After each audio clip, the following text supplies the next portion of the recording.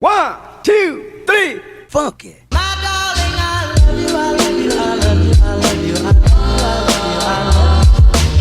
Hello everyone and welcome back to Mom Stinks. On today's episode, I'm really excited. I have my brother Sheldon here. Big bro. He's actually in town for the week, seeing his godson and daughter and niece and nephew, my kids, Ella and Francis. He is not only my brother, he is a husband to my sister-in-law, Erica, father to my nephews and niece. And as I said, Ella and Francis, godfather. I'm excited about today's episode because we're going to be talking about how to be a supportive friend and family member to someone who's going through something like myself, someone whose child was diagnosed with a serious disease, or it's really for anybody who's kind of suffered a traumatic experience. Yeah. So I chose Sheldon because I think he does that exceptionally well. He is such a supportive tribe member. And when I say tribe, I'm not just talking about family, I'm talking about friends, anyone in your circle that's really there to support, your ability to be there for my family, physically here, emotionally, spiritually, logically, has really made you an example of what it means to be supportive. So I'll just start off by asking you, what were your initial feelings and thoughts when Ella was diagnosed? That was difficult to hear. Because I can't put myself in your shoes, but I think I was pretty close in just the weight of hearing that news. That emotion of all these emotions, fear, anger, sadness, worry. Everything that you can think of, I felt it all. And after trying to get through those emotions, my mind went to, my big brother mode, my brother instincts. You got mom stinks, I got brother instincts. And I was trying to figure out what I could do to help, so that's it. Immediately where my mind went, how can I support? What many people don't know about me is that prior to Ella's diagnosis, I was practically halfway done studying to be a funeral director. My goal was to become a funeral director, own my own funeral homes, and provide those essential services to others in need. And while you're going through mortuary services training, you learn a lot about the grieving process and how to support people through any sort of grief or, really trauma. And, are some key takeaways that really helped me and continue to help me understand how to do that. And one of them is just remembering that everyone is different, right? So you're different from me. I'm different from someone else who's grieving. I'm even different from another parent who's got a 2-year-old child who's got a neuroblastoma diagnosis. So it's often easy for us to approach someone else from our perspective and how we would expect to be supported if we're going through something. And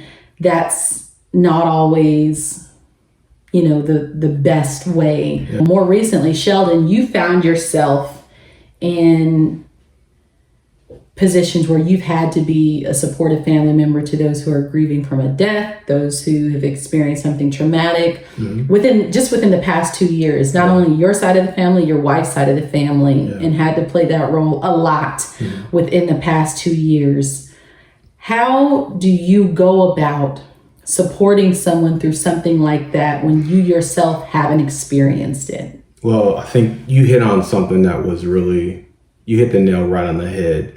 There's the phrase that we're all familiar with: treat others how you want to be treated. But in thinking about that, that doesn't really work, because you said it, everybody's different. So the things I like, you may not like. Sure. You know, the support that I think I would need, that might not really work for you because you're a different person. Yeah. So we've tweaked that saying a little bit, and we changed it to treat others how they want to be treated. Treat others how they want to be treated. And that just takes understanding. Yeah. It takes listening, and that takes being mindful of what the things the people or family you're supporting, what they truly need. And they'll tell you that. They'll be open and honest about it. Yeah. So just try to have that understanding and support accordingly. That's crucial. Treat others the way they want to be treated. Wow. Mind blown. Okay. So another one that we learned about, while going through that training, is the ability to reinforce someone's decision-making capacity and supporting their decisions. Can you speak to me a little bit more about that? Yeah. So I know you're on the front lines day in and day out in this fight. I mean, because that's what it is. And I know you are doing everything in your power, all the research, studying, learning as much as you can so you can make the best decisions. Well, because you're doing that, it wouldn't make any sense for me to come in and just tell you what I think. Yeah, I mean, at this point, you're the subject matter expert because of all of that you're doing. So again, my role is to support. It's to understand, what do you need? I mean, what are you reading? Maybe I can read some other things too, and compare notes, be an extra set of eyes for you, because I know your mind is just full of all of this information, plus emotions that you're dealing with day in and day out. So I could be, that extra set of eyes for you, or again, whatever it is that you need. Yeah. So that's my role as somebody who is supporting you to figure out where the gaps are and to try to fill in. One thing that's great that you do, and you always say this, especially when I come to you. Marcus and I have to make a really big decision because there's decision making all throughout her treatment. And a lot of times you feel like you're on your own as a parent making these decisions. And you always say, you're doing a great job. Just you're going to make the best decision with the information that you have. And that, I don't think I've told you this before, but that really, really helps me, because I'm in the books and I'm looking at it all. I'm talking to everybody. Like, it's overwhelming at times, but. I mean, last time I checked, you didn't have a degree in like chemistry or biology or all the science that you're learning, Yeah. So, I mean, you're definitely, like I said, you're in it. You're consuming all this information. So I try to be reassuring with letting you know that, you're doing the right thing. You're attaining as much information as possible to help you make decisions. Be confident in that.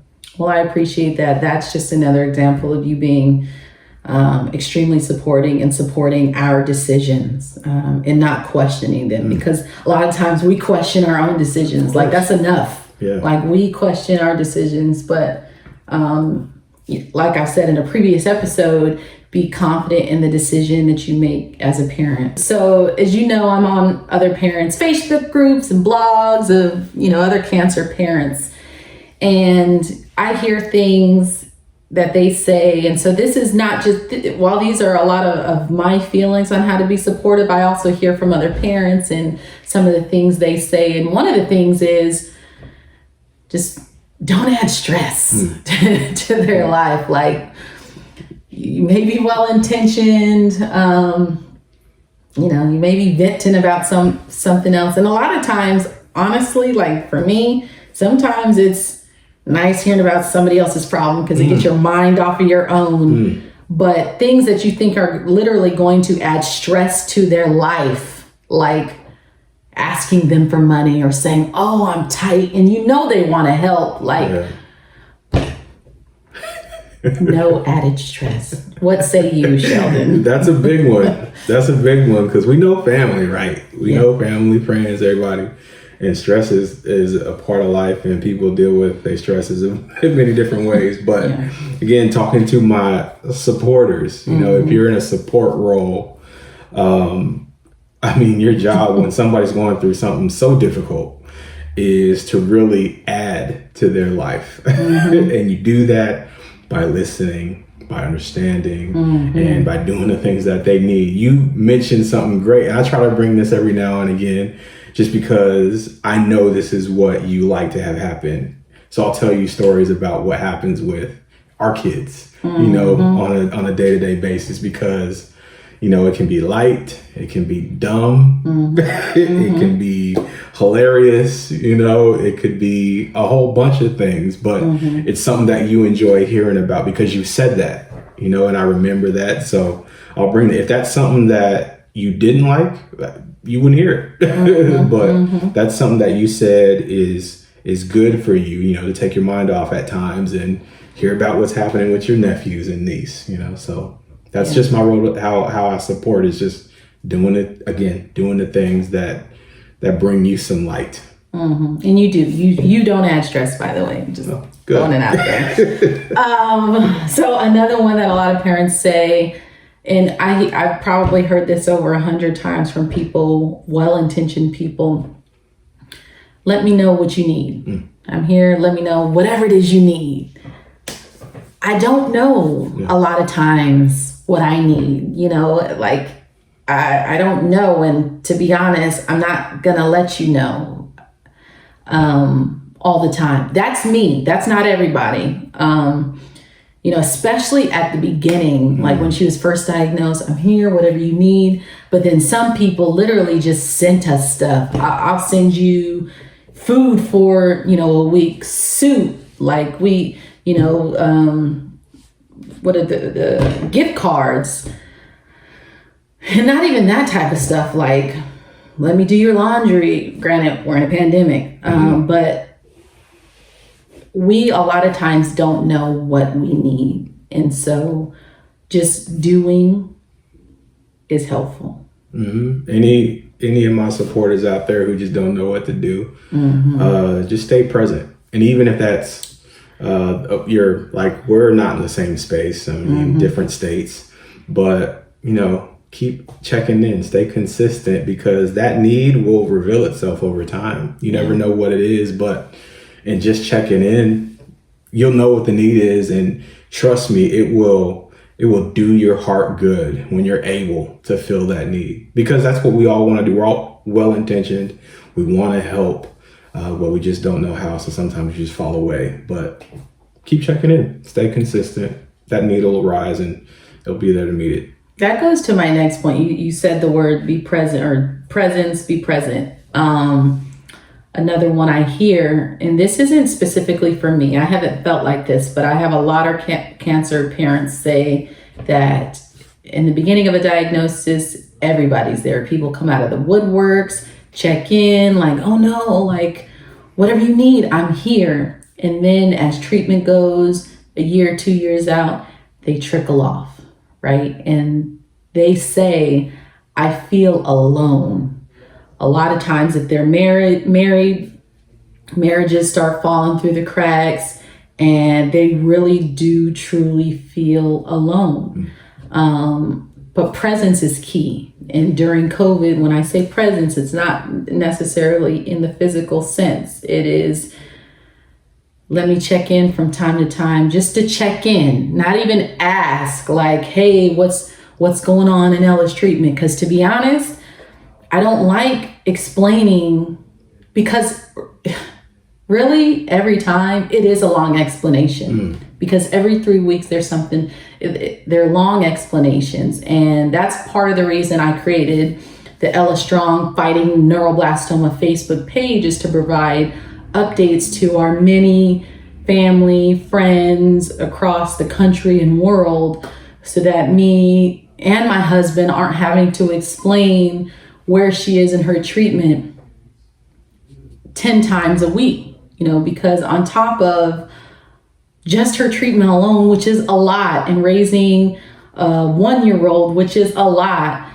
we have other things. My husband's in law school. He's getting ready to start an internship. Like, we're busy people, and we don't always want to have to explain, but just the knowledge that, hey, I know I could go to this person if I needed anything, that's presence. Like I said, I don't have that issue. I don't feel alone because my tribe was strong to begin with before she was even diagnosed, and I know who I can reach out to. But not everybody is the same. Yeah. I mean, again, talking to the supporters, if you know what the people you are supporting needs, you will know where you can fit in. I know that Megan doesn't want to explain that, every single time and to 10 different people, but what I can do is, be there and just be present, maybe ask questions. And if she doesn't go deep into it, I don't need to ask any more questions, but sometimes asking questions will get her wanting to speak about something, and we'll have a whole conversation about a different area. So, it's a roller coaster. It goes up and down. You never know. But if you keep the mindset of, I'm here to just support and do whatever it is that you need in my limited capacity, then you'll win. You'll be a good supporter. Another one that's kind of like, it's sensitive, but I've realized going through this journey, like, some stuff just triggers me.